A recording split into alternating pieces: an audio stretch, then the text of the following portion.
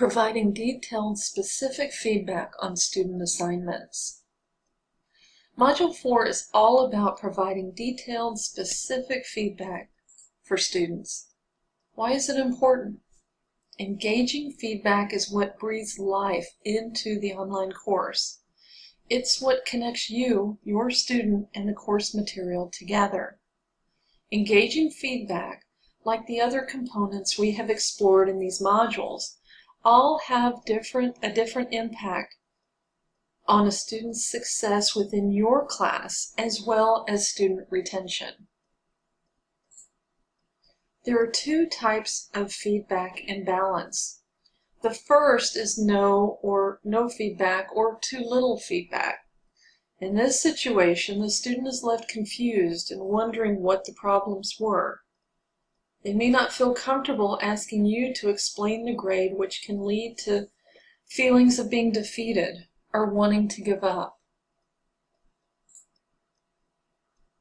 The second form of feedback imbalance is too much or too negative of feedback. Evaluate to guide, encourage, and correct. Avoid frequent editing comments, of responding only to the negatives within a written assignment. You don't want any of your students leaving their grade feedback feeling defeated. Instead, be the bridge between the academic point that student has reached and where they need to be in terms of the course objectives. Give some time and feedback to each student that encourages and guides to new understanding, along with any corrective comments you need to make.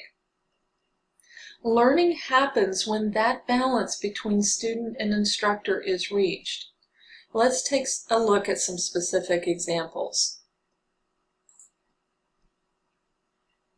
This first example demonstrates the visual appearance of an evaluated paper that is overloaded with corrective comments seen by the student as negative feedback.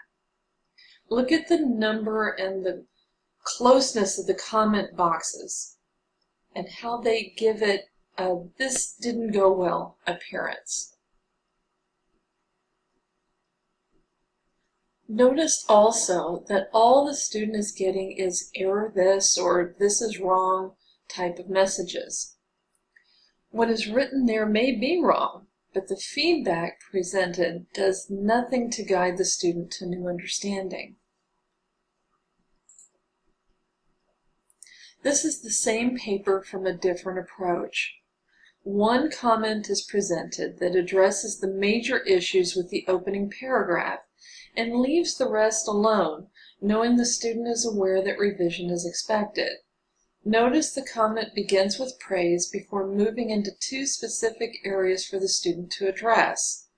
Next, notice specific guidance is provided to the student in the form of a checklist, and then moves back into praise. Last, notice the summary comment, which reminds the student to review the rubric below, where smaller issues like commas out of place or the little things can be addressed. This feedback form allows the instructor to focus on the larger issues while relying on the checklist and the rubric to round out the reminders a student may need. What to avoid: punitive tone, multiple edit-like comments, lack of explanation.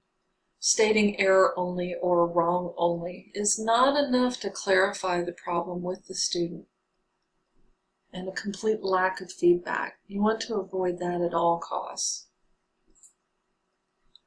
Best practices.